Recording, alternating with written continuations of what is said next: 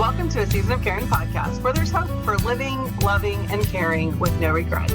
This is Rayna Neises, your host, and today I have special guest, Eric Kolb.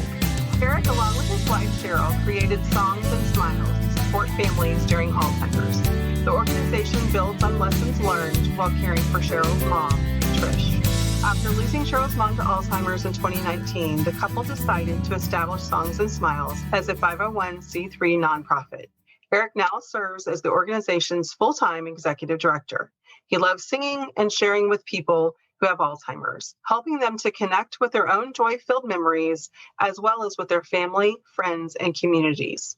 Eric worked for many years in public relations and publishing, including positions at the Texas Rangers Ball Club and Club Corp. He is an avid reader and also enjoys building Lego models. Eric and Cheryl met while attending Augusta College in Illinois. After getting married, they ended up graduating from Southwest Baptist University in Missouri. They have lived in the Dallas-Fort Worth area since 1994. Eric, it's so great to have you today, and I just love what you're doing.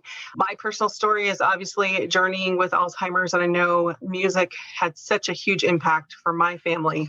But I love your heart for caregivers and helping them to understand what song and smiles both can do in that caring season. So tell us a little bit about your story, how Songs and Smiles got started. Thanks, Rayna. Thanks for asking me today. Songs and Smiles is a relatively new nonprofit. We just became a nonprofit in April of this year. But our story starts back in 2017. It starts with a birthday party. We spent many years caring for my mother-in-law, Trish. She had always, her whole life, loved big birthday parties. Especially milestone birthdays. And my wife, Cheryl, she worked as an event planner for years too. We had originally thought, okay, for her 80th birthday, we're going to have a huge party. By the time she was approaching 78, we realized we can't wait for her 80th birthday. In fact, we realized that if we had a party for her 78th birthday, she probably wouldn't remember it the next day. I say it started as a birthday party, but it really kind of started as a choice. It was a choice whether to even celebrate or not. Mm-hmm. And it would have been very easy to say, well, Trish isn't going to appreciate it, or she's not going to remember it, or it'll just be awkward for some of the family. Let's just skip it. But we are so glad that we decided to choose to celebrate. We invited the whole family to Texas in the summer. We found that their community center was available the weekend we wanted. Tricia had 4 of her grandchildren who had a band that performed together, traveled for a few years together. She would just love that. She was the biggest fan, of course. And then we were thinking, what else would be fun to do as a family? Well, we have a friend who has an improv comedy troupe. And they specialize in family-friendly improv comedy. And we thought, that would sure be fun for our family to do. We just enjoy, a good laugh all together. And a couple months before the event, Cheryl came home from work and she was like, we have this big venue rented. We have some really good entertainment. A lot of people would probably enjoy this. I think we should throw open the doors on Sunday afternoon and let's do a fundraiser for the Alzheimer's Association. When we got some silent auction items together, we ended up having a very successful fundraiser for the Alzheimer's Association.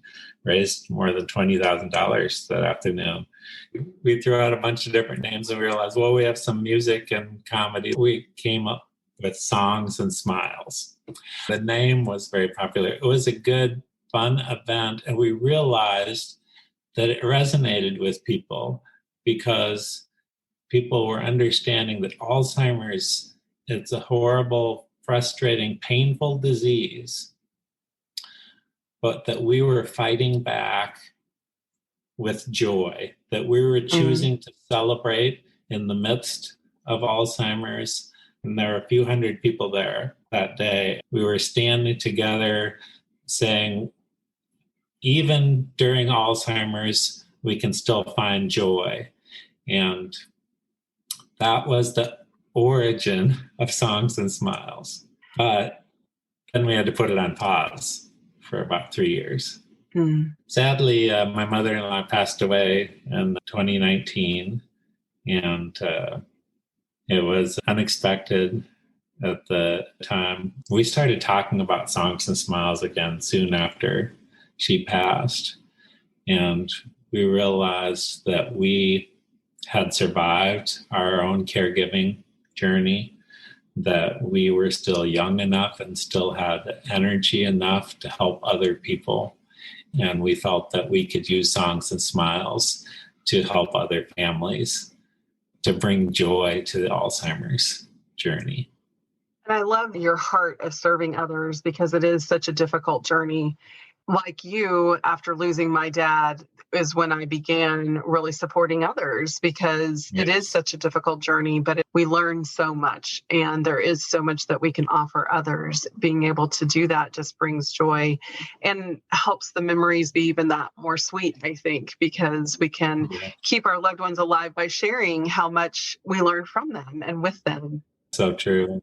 Part of your desire and really your mission is that connection, and connection's so important. And it can be hard to maintain for family members with each other, but also for that person that they love that's on the journey themselves. So tell us a little bit, as we're approaching the holidays here, how do you see Christmas looking, and what do you recommend for people who are caring for someone with Alzheimer's? I've been thinking about Christmas quite a bit. We actually live in Grapevine, Texas, which is called the Christmas capital of Texas. So the Christmas decorations and Christmas music come out early around here. And I told you, even Songs and Smiles started with the celebration. Celebrating is such an important part of staying connected as a family. It's easy during the frustration and pain of Alzheimer's to say, let's skip it. But it's so important to keep celebrating and to include your loved one in that celebration. And as you say, we want to keep them seen, not forgotten. They need to still be part of that. And I would just encourage families to celebrate also because it is so good to look back now and see the celebrating that we did. And it maybe was difficult at the time. It could have been easier to say, let's skip Christmas this year, but we're always glad we made some effort to celebrate. It's part of, I love how you said, living, loving, and caring with no regrets, right? I don't want families to regret that they stopped having Christmas or that they drifted apart because it was hard. Any celebration, but Christmas probably has to be different when you have a loved one who has Alzheimer's. So it starts with recognizing that, yes, let's celebrate, but we need to do it differently. And I think in most cases for a family to handle the holidays, it starts with planning ahead, maybe having a family meeting, getting on the same page and thinking about what's best for that person, the person who has Alzheimer's and not everybody else. And then secondarily, I'd say, because often there's a primary family caregiver, the one person who spends the most time and makes the most decisions, the person closest to them. The rest of the family can support that person. And one way is by looking at the Christmas holiday and asking, how can we put the loved one who has Alzheimer's and that primary caregiver first? And then let the rest of the family adjust is so important. It's such an important thing to say, too, because listeners are probably the primary caregiver, and oftentimes we don't voice our own need. As the disease progresses, what the celebration looks like has to change. But it doesn't mean that as the primary caregiver, you can't still participate in some of the family traditions and other things that maybe your loved one can't by asking, can someone come and stay so I can go to that church musical, or asking for the help that you need in order for you to be able to celebrate both with your loved one and in ways that are important to you.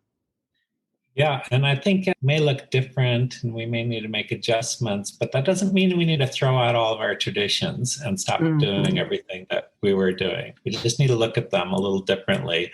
And this year may be different with the pandemic. There might be some families that can't get together or choose not to get together, but there might be still some families who are already have been together. And so this year, I've been thinking a lot about how a caregiver can celebrate if they have a bunch of people still, or if it's just them. Either way, you can celebrate.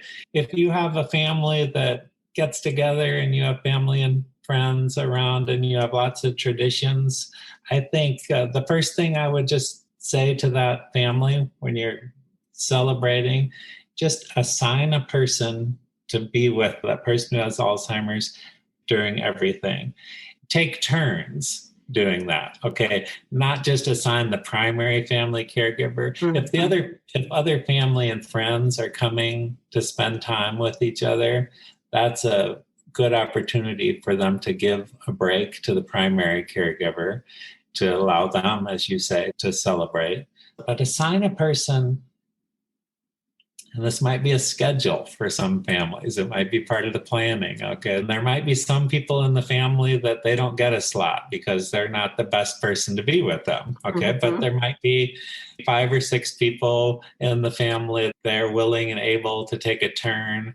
They can be a person assigned to be with them in the middle of maybe some hustle and bustle, to be paying attention to that person's response, to recognize if it's time for that person to have a break, to maybe have some quiet time. Maybe it's time to go for a little walk, or maybe it's time for a nap, or maybe they're done for the day and it's time for them to go home, to not overdo it. And I think assigning a person, to pay attention to the person is very important.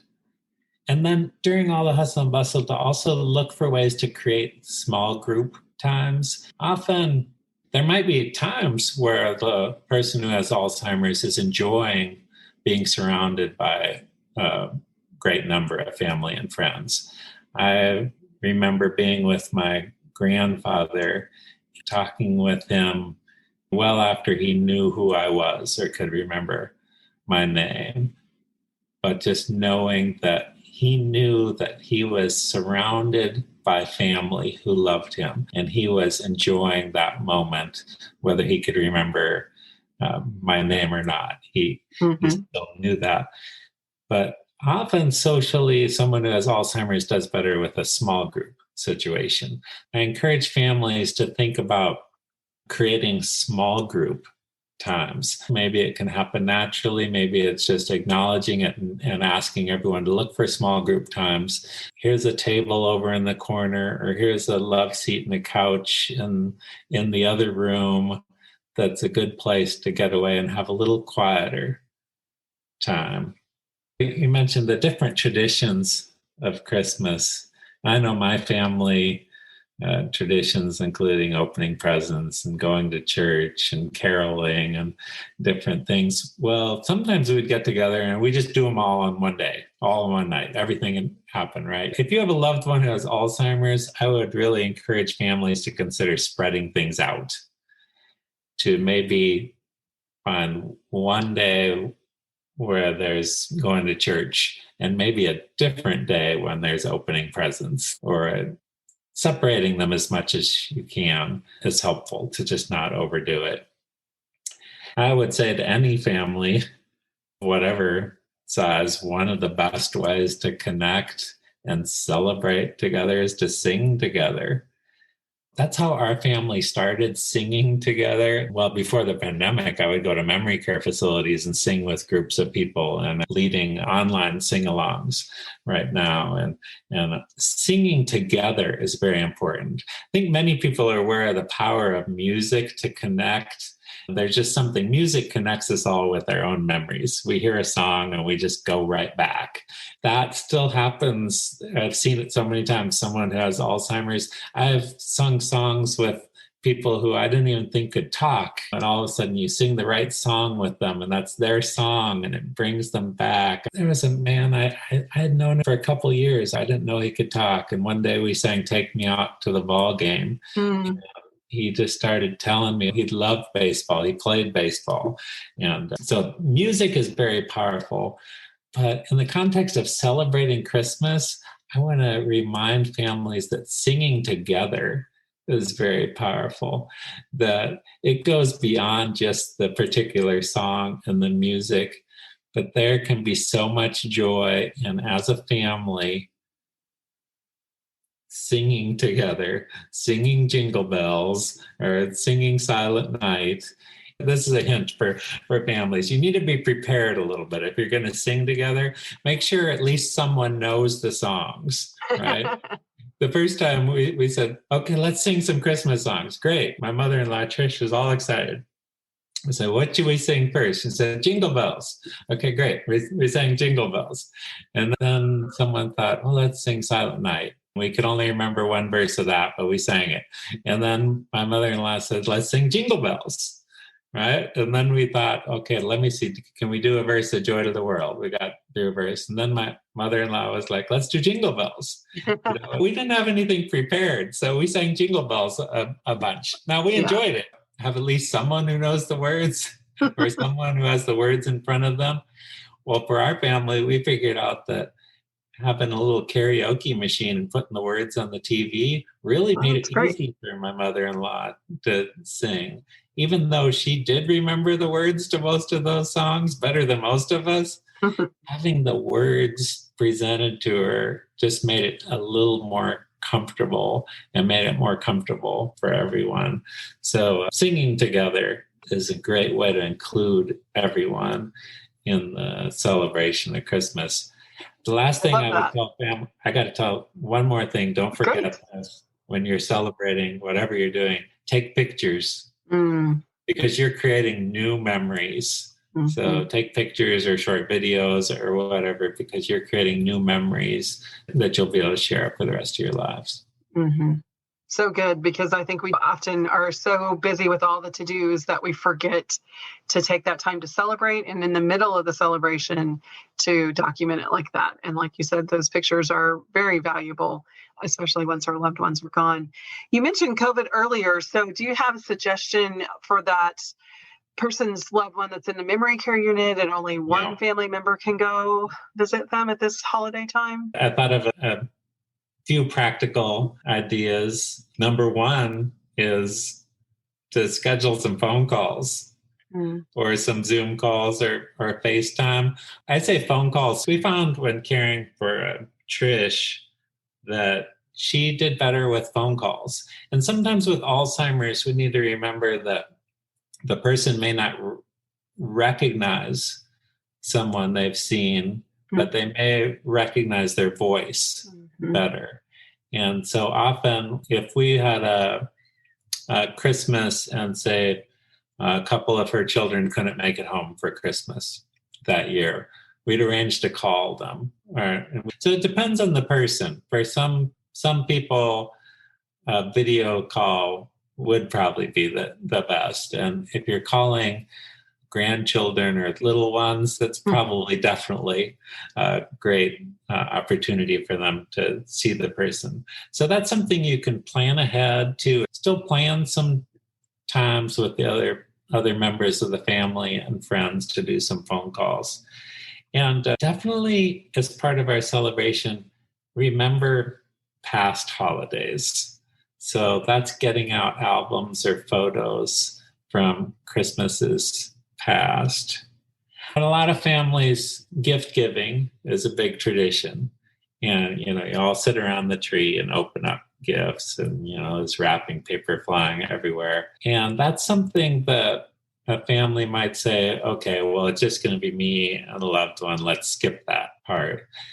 But that could be a really important tradition to your loved one. I know with my mother-in-law, and you're familiar with the 5 love languages at all. Her love language is receiving gifts. Okay, if your loved one, if their love language is receiving gifts, you probably don't want to skip the presents part. And it's easy to skip because, for one, you think someone that they probably don't need anything, but they can feel the joy of opening a present.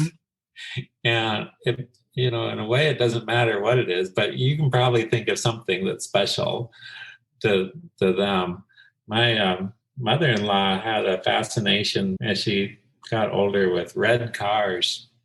And whenever we just go driving around, she'd say, "Oh, I love that red car. I'd like a little red sports car." She would drive that around, which is kind of out of character for her, but it's something she loved. But anyway, we got her some little red cars, some little model red cars to open. She loved them.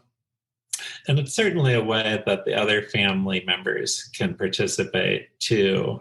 And then, well, cards, very important. If you're the only one physically present with them, remember to keep the rest of the family involved. Yeah, schedule those phone calls, but also ask everyone to send a card and give them some tips how to send a card. I tell people, send a card, keep it simple, write in it. Don't write too much. Like, write on the inside panels. Don't write on the back panel. Don't have it be continued.